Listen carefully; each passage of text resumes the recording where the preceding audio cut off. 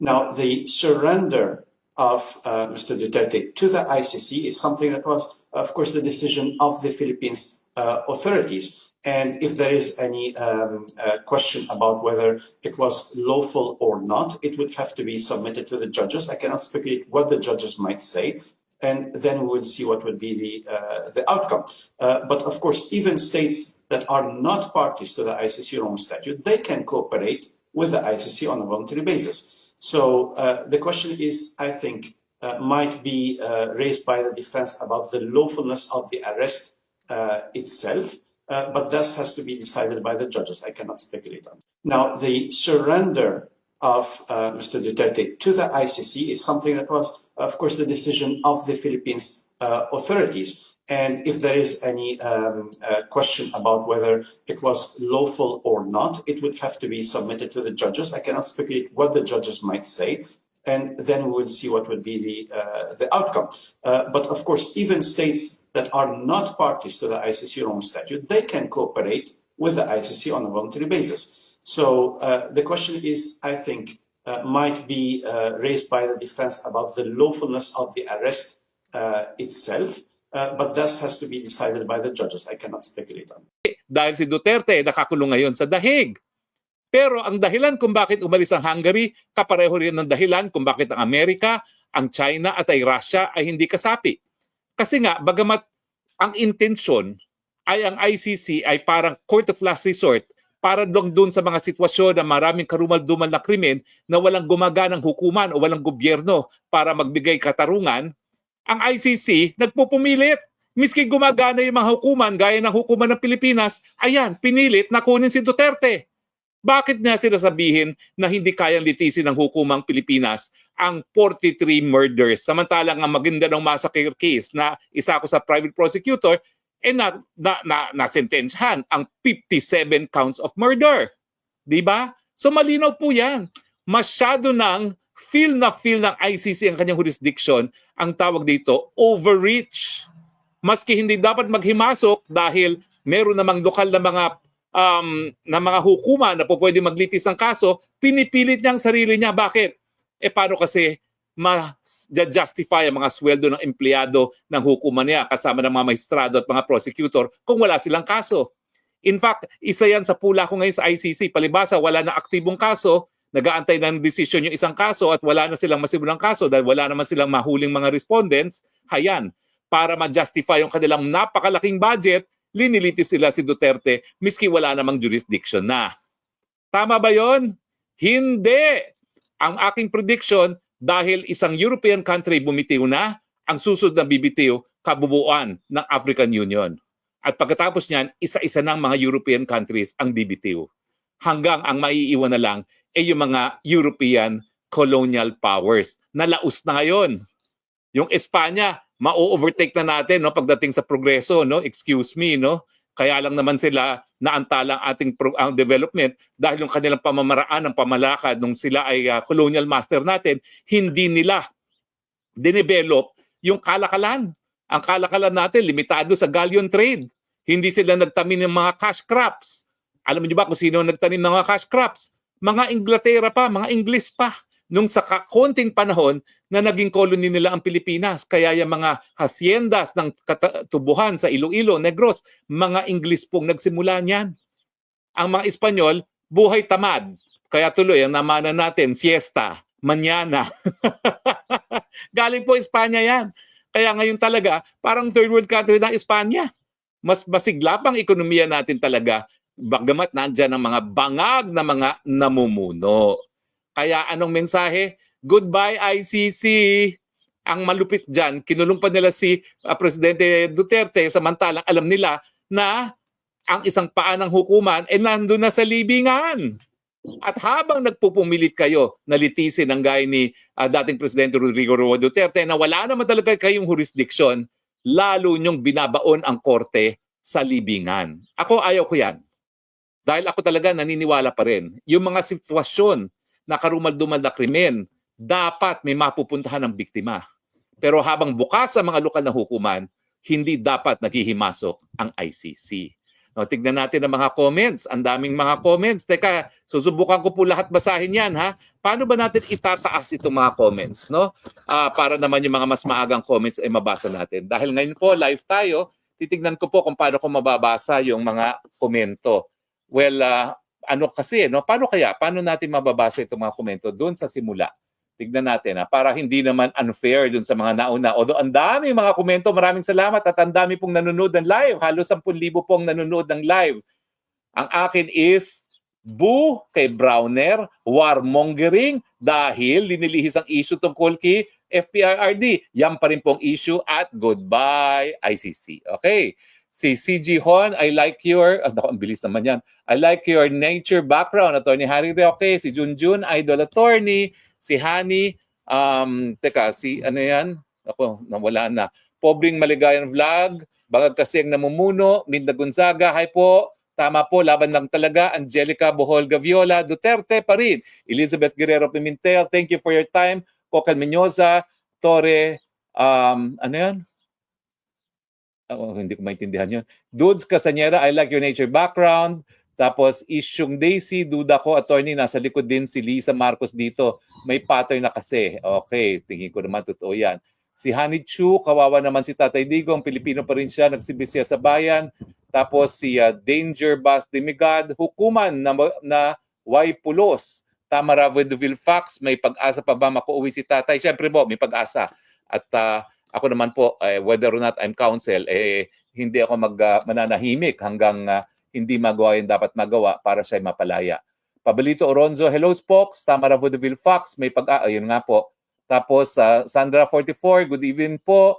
John Spea, nagtapang-tapangan. Si Al Browner, Angelica Royal Gaviola, Bawal Bangag, Annalyn, watching from New Jersey. Mariste Barrio, Spokes, always following your update. Hip Hop TV, hi attorney.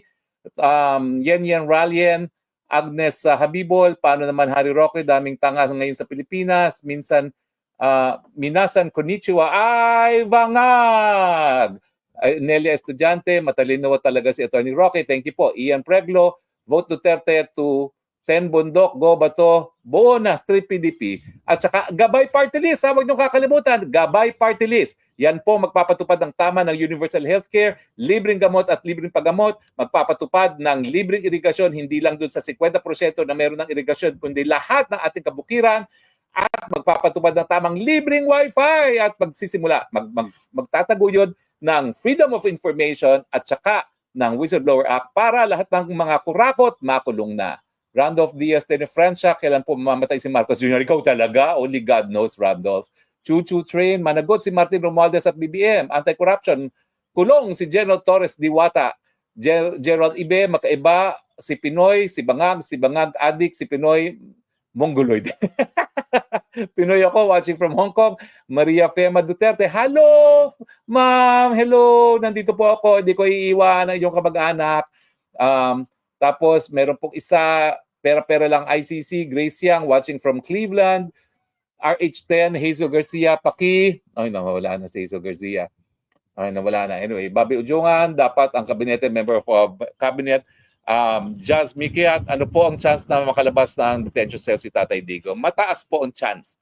Dahil ako po naniniwala, yung lack of jurisdiction, rationate temporal. Ibig sabihin, yung nagsimula sila ng preliminary investigation sa pangalawang taon matapos tayo magbitiw, yan po ang pinakamalas na argumento, wala nang ebidensya, legal issue po yan, dismiss na kaagad. Okay? Maraming salamat po sa inyong mga komento. Ang dami po, kaya hindi ko mababasa lahat. Ganun pala. Maraming salamat po ha. Pero itigil ang warmongering, hindi kami magpapalihis ng issue, bring him home. Bring him home, bring him home, and goodbye, ICC. Congratulations, Hungary. Maraming salamat po sa inyong patuloy na pagtangkilik at gaya na aking sinabi, tignan natin kung mabibigyan ko kayo ng tour ng aking tahanan. Okay? Tignan natin. Ito po ang aking kabukiran na background.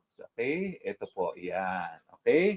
Tapos, ito po ang yan po, ha? Daran! Pwede na po ako magsasaka. Tignan natin. Tignan mo itong bahay nito. Makikita niyo po, maliit lang, ha? Parang bahay Pilipino. Di ba sa labas, parang bahay Pilipino, no? Na simpleng-simple. Pero ang ganda ng loob. Ari kayo. Papakita ko sa inyo ang loob.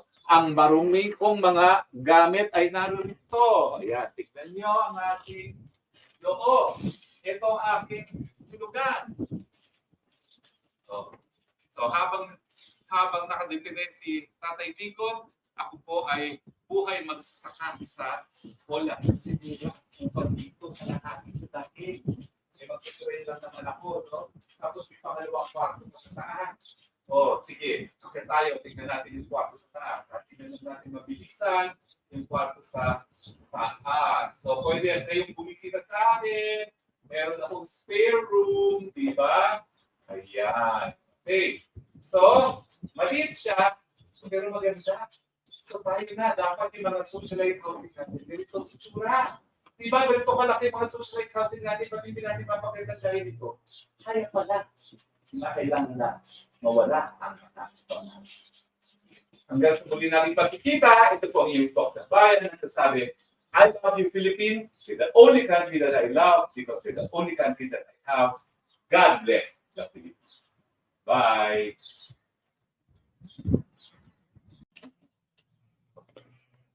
Magandang araw sa inyong lahat ha. Araw na naman ng Huwebes, kaya naririto ang inyong Spokes Hour. At nandito po ako ngayon sa Terhar. Bakit? Dahil mahal po ang hotel at Airbnb sa Daheg. Kaya ang ginawa, pumunta ng probinsya. Pumunta ng probinsya dahil mas mura ang Airbnb at napakaganda naman po ng tanawin. Kaya po ang ginagamit ko ngayon as background ay yung background ng aking munting tinitirahan. Ano lang po siya ha, maliit siya. Para siyang kubo pero Dutch kubo na napakaganda sa loob, no? So po pwede naman po talagang pagandahin pala natin yung mga maliliit nating bahay, no?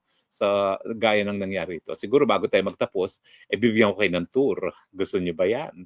Yung aking munting bahay sa Terhar. Pag-usapan po natin ngayon, abay, halatang halata po nila, nalinilihis nila atensyon ng taong bayan, yung galit ng taong bayan doon sa pagpapaaresto kay PRRD. Anong sinabi ni Browner? Maghanda na raw tayo dahil pag nagkagulo sa Taiwan, sigurado meron po tayong involvement. Kailan pa tayo naging protector ng Taiwan? Aber, ano naman pakialam natin sa Taiwan? Taiwan naman talaga, kabahagi ng China. Sa mulat-mula, panahon pa ng tatay ni Marcos Jr., si Marcos Sr., kinilala natin ng One China policy, iisa lang ang China. So kung lulusubin ng China ang Taiwan, wala tayong pakialam. Gaya ng ginamitan natin ng dahas ang ISIS Maute nung sila'y lumusob sa Marawi. Ganun lang po yun. Talagang meron talaga tayong hindi lang katungkulan, kung hindi talagang responsibilidad na protektahan ang integridad ng ating bansa. Ganyan din po ang sitwasyon sa China, no? Kung sila talaga ay magdedeklara ng kanilang independensya, siyempre may karapatan ang China na protektahan ang kanyang political integrity. Pati po Amerika, One China policy po yan. Kaya hindi ko maintindihan kung bakit nakikisawsaw sila. No? Nakikisawsaw sila dahil nga doon sa strategic importance ng Taiwan, unang-una, dyan galing ang mga kinakailangan nilang semiconductors para sa kanilang mga missiles. No? Pangalawa, stepping stone din papunta ng China. At siyempre, ang gagamitin nilang base kung magkakagulo, ang Pilipinas. Yung mga base militar natin sa Isabela at Cagayan na malapit lang sa Taiwan. So anong mangyayari kapag pumutok ang putukan dyan? Well, tatargetin tayo ng China. Pwede ba naman yun? Na sa atin ang gagaling ang sundalo at sandata at mga missile, lalo na yung mid-range missiles, no? Na Typhoon missiles na nagkamuntik nang maging mitya ng Third World War.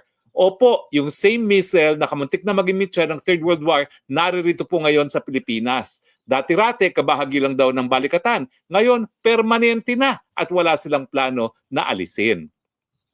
So si Browner, todo takot sa taong bayan na magkakagera at mahahatak tayo sa gera. Totoo po yan dahil sa desisyon ni Marcos Jr. nga na ibigay, gamitin ng mga Amerikano ang ating mga base militar. Sa international law po kasi merong sinasabi na ang isang bansa that allows its territory to be used in a manner that is injurious to another, magkakaroon ng responsibilidad sa international law. Kaya po, walang kaduda-duda pag nagputukan dahil dyan sa Taiwan, puputokan din ng Luzon. At hindi lang po mga OFW natin sa Taiwan ang mai-entrobol.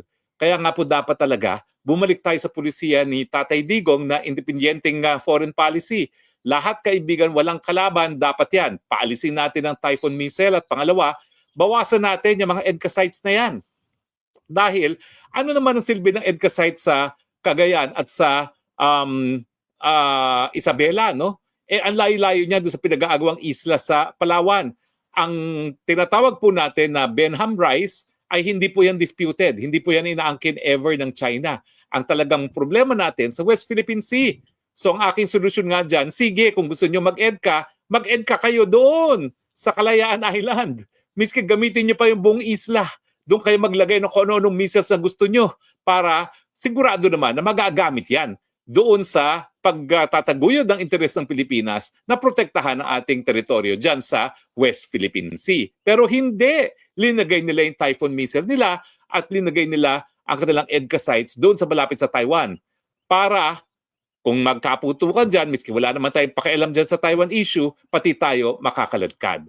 So tama po si Browner. Kapag nagputukan sa Taiwan, damay tayo dahil sa kanila. Dahil pinayagan nila ang presensya ng Amerikano dito sa Pilipinas na siguradong tatargeting ng China. Pero linilihis din po nilang issue dahil akala nila pag tinakot nila ang tao sa gera, makakalimutan na si FPIRD. Hindi po. Lalo namin naaalala si FPIRD dahil nung panahon ni FPIRD, wala po tayong kalaban. Hindi po naging ganitong kainit ang relasyon ng Pilipinas at China. Kaya po nung panahon na yon, ang daming kapital na nanggaling sa China, ang daming mga turista nanggaling sa China. Ngayon, nawala na yung ating posisyon as number 1 supplier ng saging man lang sa China. Pinakamalaking merkado yan para sa saging dahil mahigit 1 bilyong mga Chino ang kakain ng saging ng Pilipinas. Ngayon, naunahan na tayo ng Vietnam. Kasi bakit naman tatangkalikin ng mga Chino ating mga produkto, kinukonsidera nila tayong mga kalaban. At kinukonsidera natin silang mga kalaban. Kaya nga, di ba, nag-issue na ng travel advisory ang mga Chino kasi nga, tinatarget ang mga Chino rito na pinasisinungalingan ng babae sa Malacanang, pero alam naman natin na pati yung mga estudyante sa Cagayan, tinatawag na ahente. Espiya daw ng China. In fact, nagsabi pa ang ating Secretary of National Defense na may batas ang China na lahat ng Chino ay espiya daw. Ano ba naman yan? Masyado namang xenophobia yan. OA na kayo. Paano tayo makikinabang sa bagong yaman ng China kung ikukonsidera nila natin silang mga kaaway? So, Browner, itigil na yung paglilihis ng issue. Ang issue pa rin, bakit nyo ibinigay ang ating FPIRD sa ICC bago pa man hingin ng ICC ang kooperasyon natin para maaresto si FPIRD? At bakit nyo diniretso sa dahig at hindi sumunod sa Rome Statute na dapat hinarap muna sa RTC para sa deportation proceedings or extradition proceedings pala. Hindi deportation, but kundi extradition proceedings. Huwag ilihis ang issue. Hindi mawawala ang galit. Mga jutang ginamis nyo, ibalik nyo ang aming Presidente Rodrigo Roa Duterte. Maiba naman tayo. Abay, ang Hungary, isang miyembro ng European Union, isang European country, ay nag-anunsyo na, bibitiw na sila sa ICC. Alam niyo po, significant ito dahil ang ICC, ang nagbuo talaga niyan, mga Europeans. Yan po yung European Court dahil ang Amerika hindi naman kasapi dyan. No? At dahil ang mga bansang Africa ay dating mga colonies ng mga European countries, kaya naging miyembro ang African states. Nasabi ko na sa inyo dati, nung ako'y nangampanya sa ILC, talagang nagkakaroon na ng nabubuong desisyon ang African Union na bumitiw na sa ICC kasi ang pinupuruhan nila puro mga Aprikano. Kaya naman, talaga naman kinailangan nilang kunin si Presidente Digong para masabi sa mga Aprikano, o kita mo, hindi lang itim ang aming linilitis, pati mga kayumanggi